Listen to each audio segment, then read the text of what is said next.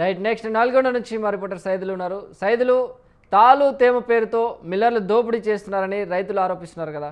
మరి ఈ వ్యవహారంలో పౌర సరఫరాల శాఖ అధికారులు ఏమైనా తనిఖీలు చేపట్టారా? ప్రస్తుతానికి జిల్లాలో నిరసనలు ఏ స్థాయికి చేరాయి?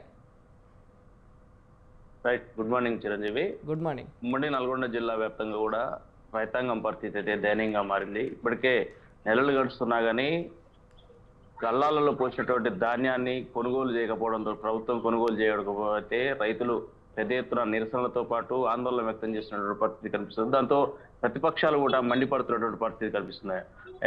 కొనుగోలు సెంటర్ల వద్దకు, అదేవిధంగా రోడ్లపై వచ్చి బైఠాయించి ధర్నాలు, రాష్ట్ర రోకోలు నిర్వహిస్తున్నటువంటి పరిస్థితి కనిపిస్తోంది. మొత్తంగా నెలలు గడుస్తున్నా కానీ ఇప్పటిదాకా కూడా కొనుగోలు సెంటర్లో ఇప్పటికే ధాన్యం కుప్పలు కుప్పలు కూడా మగ్గుతుందనేసి రైతులు ఆరోపణ చేస్తున్నారు. ఒక పక్క జిల్లా కలెక్టర్ కావచ్చు, సివిల్ సప్లై అధికారులు కావచ్చు, జిల్లా మంత్రులు కావచ్చు, ఏదైతే మంత్రులు ఎవరైతే ఉన్నారో ఉత్తమ్ కుమార్ రెడ్డి, ప్రధానంగా పౌర సరఫరాల శాఖ మంత్రి ఉత్తమ్ కుమార్ రెడ్డి నియోజకవర్గం, దాంతో పాటు ఇక్కడ ఉమ్మడి నల్గొండ జిల్లాకు సంబంధించినటువంటి మంత్రి కాబట్టి టోటల్ గా ఇప్పటికే చెప్తా ఉన్నారు. ప్రతి ధాన్యపు గింజను కూడా ప్రభుత్వం రంగు మారినటువంటి ధాన్యపు గింజను కావచ్చు, అదేవిధంగా తాలు తేమ పేరుతో ఎలాంటి కొర్రెలు లేకుండా ప్రభుత్వం కొనుగోలు చేస్తుందని చెప్తా ఉన్నారు. కానీ అది క్షేత్రస్థాయిలో మాత్రం హామీలకే పరిమితం అవుతున్నాయంటూ ఇక్కడ రైతులు పెద్ద ఎత్తున ఆరోపణలు చేస్తా ఉన్నారు. నెలలు గడుస్తున్నా ఏదైతే నిర్వహణ లోపం, ప్రధానంగా లారీల కొరత, అదేవిధంగా తాలు తేమ పేరుతో మిల్లర్లు తీవ్ర ఇబ్బందులకు గురి చేస్తున్నారంటూ రైతాంగం ఇప్పటికే రైతులు పెద్ద ఎత్తున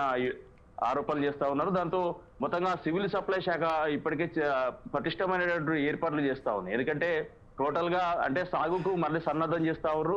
దాదాపుగా ఇప్పటికే 2 నెలలు గడుస్తున్నా కానీ రైతాంగం ఇంకా ఒడ్లు అమ్ముడు పోకపోవడంతో అయితే రైతులు పెద్ద ఎత్తున ఆరోపణలు చేస్తున్నటువంటి నేపథ్యంలో కూడా ఇప్పటికే చూడొచ్చు 2 నెలలు గడుస్తున్నా కానీ టోటల్ గా 80%, 60%, 70%, 80% మాత్రమే పలు చోట్ల ఈ కొనుగోలు కేంద్రాలు నిర్వహిస్తున్నటువంటి పరిస్థితి కనిపిస్తుంది. ఇప్పటికే ఆయా జిల్లాలలో కూడా, ఆయా సెంటర్లలో, టోటల్ గా ఉమ్మడి నల్గొండ జిల్లాలో 12 సెగ్మెంట్లలో కూడా ఆయా ఎమ్మెల్యేలు ఇప్పటికే పటిష్టమైనటువంటి ఏర్పాట్లు చేస్తా ఉన్నారు.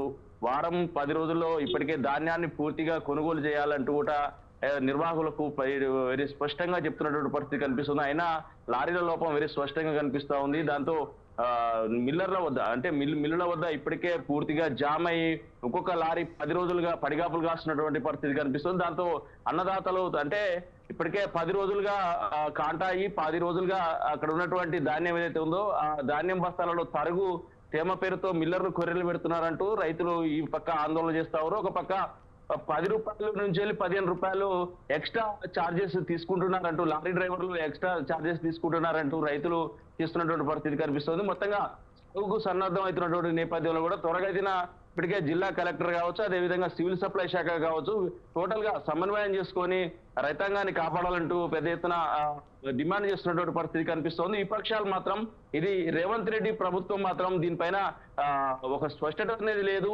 మెయింటెనెన్స్ లేకుండానే పూర్తిగా దీన్ని అభాషబాలు చేసే పరిస్థితి కనిపిస్తుంది అని చెప్తున్నటువంటి పరిస్థితి కనిపిస్తుంది. ఇక కూడా రైతాంగాన్ని మాత్రం పూర్తి స్థాయిలో ఇంకా ధాన్యం కొనుగోలు కేంద్రంలో మగ్గుతున్నటువంటి ధాన్యాన్ని కొనుగోలు చేయకపోతే మాత్రం పెద్ద ఎత్తున డిమాండ్స్ చేస్తాం, పెద్ద ఎత్తున ధర్నాలు చేస్తాం, కలెక్టర్ల ఆఫీసులు ముట్టడిస్తాం అని చెప్తున్నటువంటి పరిస్థితి కనిపిస్తా ఉంది చిరంజీవి.